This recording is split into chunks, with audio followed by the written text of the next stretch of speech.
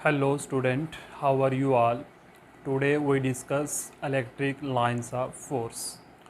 तो बच्चों last topic जो हमारा था वो रहा था electric field intensity due to a point charge. तो आज हमने छोटा सा एक टॉपिक डिस्कस करना है जो है इलेक्ट्रिक लाइंस ऑफ फोर्स क्या होती हैं। तो चलिए बच्चे इनको पहले समझ लेते हैं हम। ओके, तो बच्चों इलेक्ट्रिक लाइन ऑफ फोर्स के जो डेफिनेशन है पहले मैं उसकी बात करता हूँ, फिर इसके जो कंसेप्ट होंगे वो आपको बताते हैं नंबर वन करके। ओके, स्टेप्स में हम समझेंगे। सबसे पहले इलेक्ट्रिक लाइन ऑफ फोर्स को हम क्या डिफाइन करते हैं। It is defined as the hypothetical path as the hypothetical path, या आप simple it is defined as a path भी लिख सकते हो बच्चे। इसका मीनिंग आप समझ नहीं पाओगे तो इसलिए आप simple it is defined as a imaginary path हम लिख लेते हैं। ठीक है, इमेजिनरी पाथ। से पहले हमने ये जाना कि इलेक्ट्रिक लाइन ऑफ फोर्स एक रास्ता होता है। कौन सा रास्ता होता है? Imaginary path in which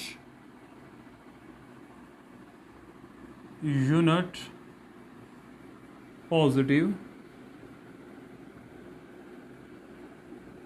positive charge actually moves when it is placed, जब हम किसमें प्लेस करेंगे? when it is placed in electric field। तो बच्चों डेफिनेशन क्या है कि सबसे पहले इलेक्ट्रिक लाइन ऑफ फोर्स हमारे पास पाथ होते हैं और रास्ते होते हैं। अब रास्ते किन के होते हैं? पहले तो इमेजिनरी है भाई, हम इसको विजुलाइज करते हैं और रियल में हम इनको ड्रा नहीं कर सकते। ठीक है, विजुलाइज करते हैं ये ऐसा हो सकते हैं। हमने क्या लिखा? It is defined as the imaginary path in which unit positive charge. मान लो बच्चे मेरे पास ना ये फील्ड है किसी का, समझना एग्जाम्पल मैं दे रहा हूँ आपको समझने के लिए। एग्जाम्पल क्या है? मान लो ये हमारे पास इलेक्ट्रिक फील्ड है, हमने क्या किया, उठा के अंदर यहाँ पर एक पॉजिटिव चार्ज हमने प्लेस कर दिया। अब बच्चे इस इलेक्ट्रिक फील्ड की वजह से क्या होगा, ये यूनिट पॉजिटिव चार्ज जिस डायरेक्शन में मूव करके जाएगा, जो पाथ फॉलो करेगा, अब ये अट्रैक्शन भी हो सकती है, रिपल्शन भी हो सकती है, बिकॉज हमें नहीं पता कि इलेक्ट्रिक फील्ड जो बन रखा है वो नेगेटिव चार्ज की वजह से या पॉजिटिव चार्ज की वजह। हम अज्यूम करते हैं कि मान लो पॉजिटिव चार्ज की वजह से है। तो बच्चे क्या होगा, ये जो चार्ज है ये रिपल्शन होगी, इस रास्ते पर चला जाता है। तो ये जो रास्ता बच्चे हमारे पास बना, ये जो पाथ बना, इसी पाथ को हम क्या कहते हैं? इलेक्ट्रिक लाइन ऑफ फोर्स कहते हैं, जो मैंने बच्चे आपको अभी डेफिनेशन में लिखाया है अच्छे से। तो ये एक इमेजिनरी पाथ होता है जिसमें actually unit positive charge move करता है। जब हम उसको किसमें प्लेस करते हैं? इलेक्ट्रिक फील्ड के अंदर डाल देते हैं। ओके, तो बच्चे चलिए हम इसके कुछ खास बातों की बात कर लेते हैं।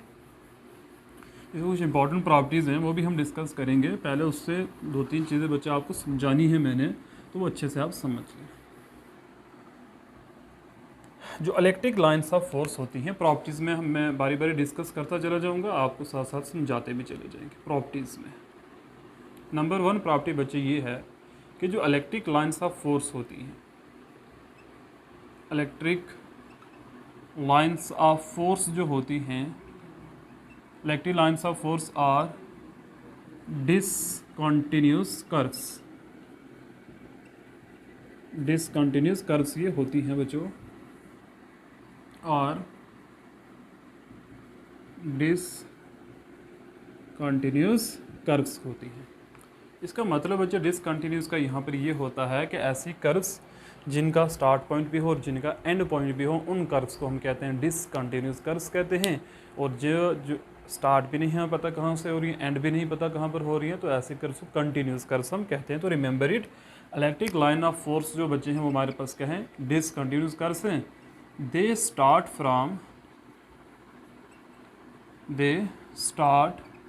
From positively charge body. ये कहाँ से शुरू होती हैं? पॉजिटिवली चार्ज्ड बॉडी से। Okay, positively charged body and at negatively charged body. और कहाँ पर ख़त्म होती हैं? Negatively charged body. तो बच्चे दो प्रॉपर्टीज हमने देख ली। पहली प्रॉपर्टी कहती है ये डिसकंटिन्यूस कर्व्स होती हैं। दूसरी प्रॉपर्टी कहती है अगर डिसकंटिन्यूस तो स्टार्ट कहाँ से करती हैं, पॉजिटिवली चार्ज बॉडी से, और ख़त्म कहाँ पर हो जाती हैं, नेगेटिवली चार्ज बॉडी के ऊपर। नंबर थर्ड प्रॉपर्टी ये है कि अगर हम इलेक्ट्रिक लाइन ऑफ फोर्स से किसी भी हिस्से के ऊपर टेंजेंट ड्रा कर देते हैं, किसी भी पॉइंट के ऊपर अगर टेंजेंट ड्रा करते हैं तो क्या होगा, tangent at any point on the electric line of force, electric lines of force gives the direction of,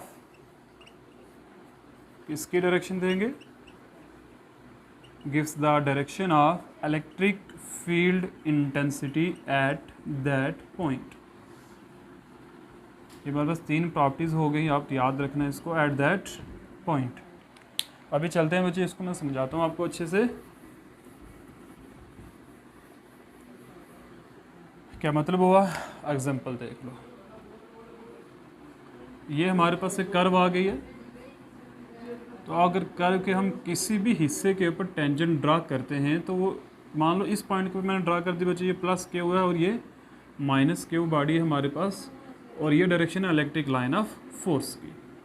अगर मैंने इस पॉइंट पर बच्चे टेंजेंट ड्रा कर दिया तो ये जो टेंजेंट है ये हमें किसकी डायरेक्शन बताएगा, इलेक्ट्रिक फील्ड इंटेंसिटी की। मान लो यहाँ पर हमने ड्रा कर दिया टेंजेंट, तो ये टेंजेंट हमें किसकी डायरेक्शन बताएगा, यहाँ पर इलेक्ट्रिक फील्ड इंटेंसिटी की। तो ये बच्चे हमारे पास होगी तीन प्रॉपर्टीज़। ओके, चलिए नंबर 4 प्रॉपर्टी की बात कर लेते हैं। नंबर 4 प्रॉपर्टी है हमारे पास, no two electric line of force, electric lines of force are intersect each other. कोई भी दो इलेक्ट्रिक लाइन ऑफ फोर्स कभी भी आपस में इंटरसेक्ट नहीं हो सकती ही। इसका रीज़न बच्चे क्या है, रीज़न ये होता है अगर हम मान लेते हैं हमारे पास दो electric line of force intersect हो रही हैं इस तरीके से, मान लो ये E1 है आपकी और ये क्या है E2 है, तो अगर मैं इस पॉइंट के ऊपर जो टेंजेंट ड्रा करना चाहता हूँ तो मेरे पास दो ऑप्शंस आते हैं यहाँ पर टेंजेंट ड्रा करने के। ठीक है, एक मान लो ये डायरेक्शन है EFI की इस पॉइंट के ऊपर, और एक ये डायरेक्शन आ रही है। तो बच्चे एक सिंगल पॉइंट के ऊपर दो इलेक्ट्रिक फील्ड की डायरेक्शन पॉसिबल नहीं है, तो हम क्या लिखेंगे, एट सिंगल पॉइंट, या हम ऐसे बच्चे इसको लिख सकते हैं at the point of intersection. हाँ, at the point of intersection,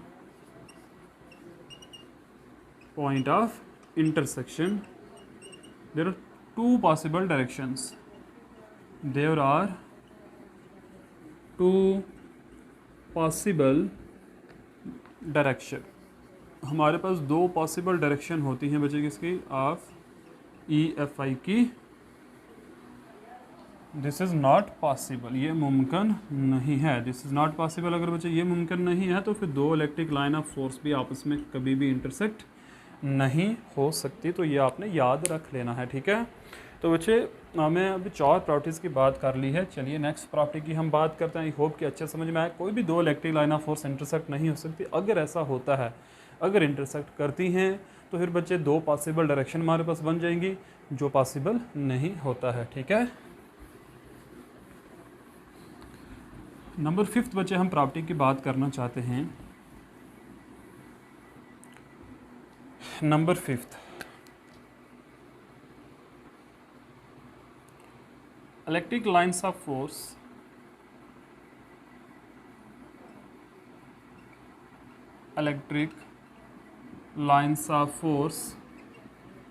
are always normal to the surface of conductor। surface of conductor while it is leaving or entering। चाहे निकल कर जा रही हैं चाहे इंटरिंग कर रही हैं, तो उस वक्त हमेशा बच्चे वो क्या करेंगी, नॉर्मल रहेंगी। मान लो ये मेरे पास एक प्लस क्यू चार्ज है, तो प्लस क्यू चार्ज से इलेक्ट्रिक फील्ड हमेशा आउटवर्ड होता है, ये भी आपने याद रखना इस तरीके से। तो बच्चे सरफेस के साथ ये कितना डिग्री का एंगल बना के रखेंगे, 90 डिग्री का एंगल इन्होंने बनाना है हमेशा, जो 90 डिग्री का एंगल रहेंगे सरफेस ऑफ कंडक्टर के ये साथ, ठीक है। इसी तरीके से बच्चे मेरे पास ये माइनस क्यू चार्ज है, तो यहाँ पर ये क्या करेंगे, इंटर करेंगे इस तरीके से, एड नॉर्मली इंटर करेंगे इस तरीके से। ये बच्चा आपने याद रख लेना, ठीक है। तो ये हमारे पास हो गए 5 प्रॉपर्टीज़ कि जब कंडक्टर से लीव करें या कंडक्टर से इंटर करती हैं बच्चे, तो हमेशा क्या रहती है, नॉर्मल टू द कंडक्टर ये रहती हैं। तो नंबर 6 प्रॉपर्टी बच्चे क्या रहेगी हमारी, नंबर 6 प्रॉपर्टी ये है बच्चे, no electric line of force E dot L, मैं ऐसे लिख रहा हूँ बच्चे, electric line of force exist within the conductor, exist within the conductor। कंडक्टर के अंदर बच्चे कोई भी इलेक्ट्रिक लाइन ऑफ फोर्स कभी भी नहीं रहेगी, ओके। तो no electric line of force exist within the conductor में कभी भी नहीं रहती। और नंबर 7 प्रॉपर्टी बच्चे हम बात करेंगे, वेरी वेरी इजी है, इसमें इतना मुश्किल नहीं है बच्चे समझना। नंबर 7 है हमारे पास, नंबर 7 बच्चे प्रॉपर्टी की हम बात करेंगे, corroding of electric line of force. Corroding of electric lines of force gives the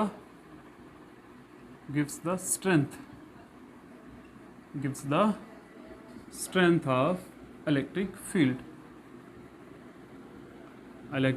field की स्ट्रेंथ के बारे में बच्चे ये बताते हैं। नंबर लास्ट प्रॉपर्टी के बच्चे हम बात करेंगे, जो नंबर 8 प्रॉपर्टी है हमारे पास, वो क्या है, वो ये बच्चे प्रॉपर्टी है कि एट पॉजिटिवली चार्ज बॉडी जो होगी, as positively charge body electric lines of force, electric lines of force are directed outward।